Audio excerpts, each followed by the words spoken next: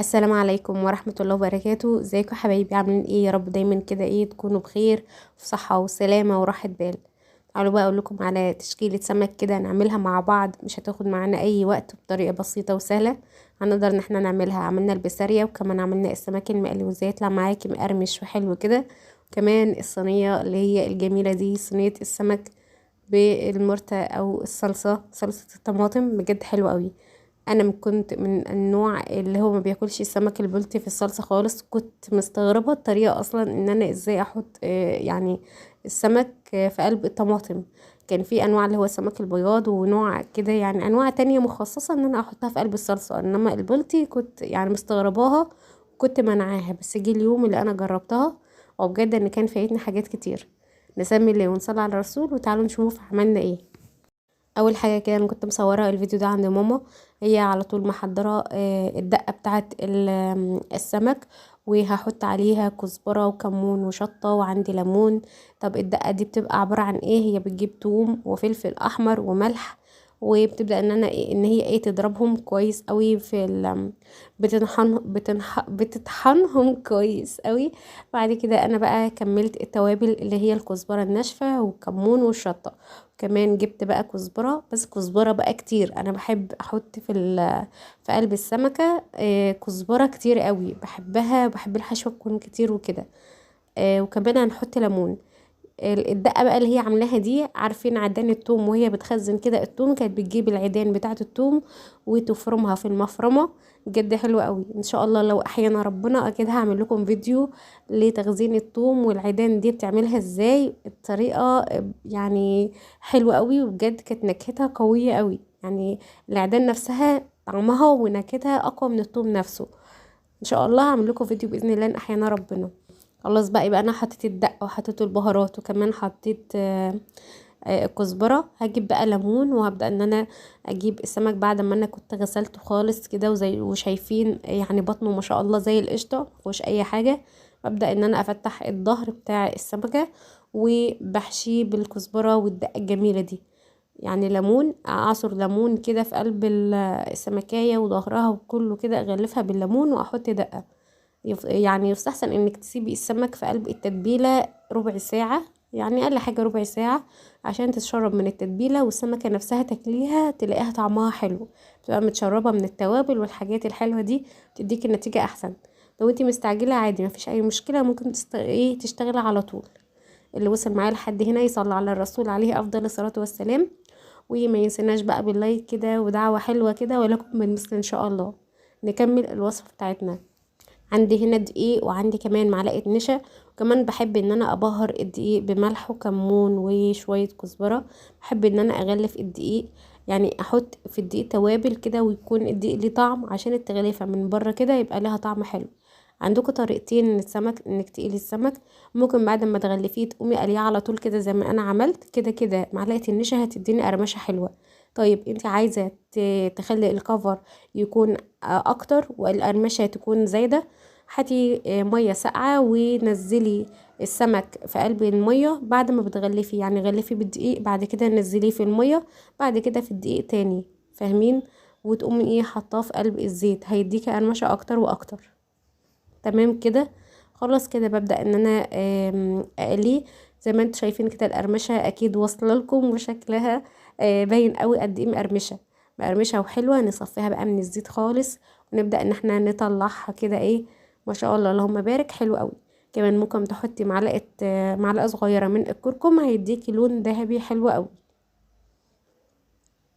نصلي على الرسول عليه افضل الصلاة والسلام. خلاص كده. انا بقى دلوقتي احنا اتقسمنا لنصين في اليوم ده، نص عايز سمك مقلي ونص عايز سمك اللي هو بالصلصة. وانا طبعا يعني قلت خلاص انا هجرب اللي بالصلصة المرة دي وهشوف الدنيا معاه ايه، وبجد عجبني جدا وانصحكم تجربوه.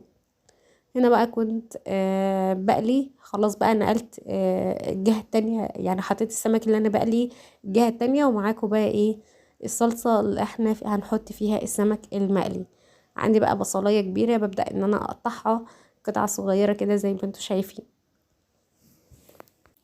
وانا مش هحمر البصل قوي، زي ما انتوا عارفين ما بحبش ان انا احمر البصل قوي في اكلاتي، يا دوبك كده يبقى لونها ذهبي شويه، فوق الذهبي بشويه.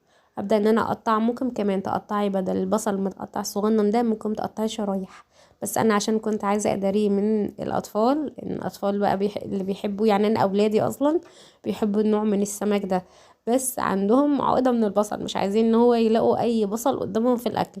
فانا حاولت ان انا اقطعه صغير كده على قد ما اقدر. اول لما بيدبل بجيب بقى معلقه توم حلوه كده، وابدا ان انا احطه على البصل كده، ويا دوبك الريحه تطلع كده هحط عليها الطماطم المتسبكه. الثوم طبعا جاهز ماما مفرزاه، والطماطم متفرزه. الحاجه دي اما بتكون في البيت بتسهل عليكي كتير قوي، وبتوفر عليكي وقت كتير قوي قوي قوي بجد. حاجه اما تكون موجوده تحت ايدك بتوفر وقتك وبتوفر مجهودك، وبتسرع كل حاجه حواليكي. هنا بقى هسيب الطماطم تتسبك براحتها خالص. زودتها شوية مية. اول لما بتتسبك كده بزودها شوية مية واسيبها تغلي. لازم تغلي قبل ما احط السمك. بس قبل ما احط بقى المية، او عادي مش مشكلة بعد ما تحط المية، مش فارقة يعني.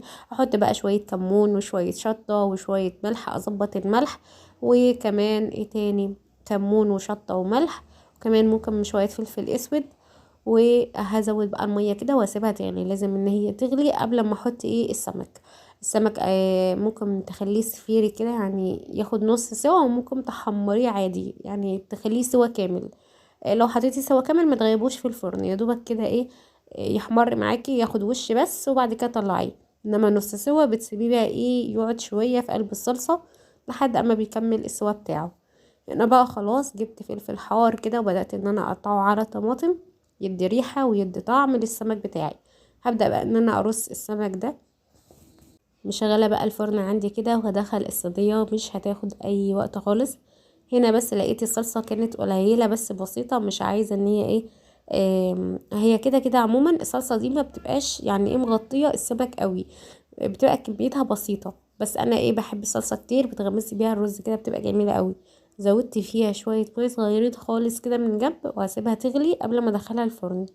اول لما تغلي كده دخلها الفرن، مش هتقعد يعني حوالي كده ربع ساعة، وهتطلعيها بعد ما بتاخد لون. لان خلاص يعني هو كده كده السمك مستوي معايا.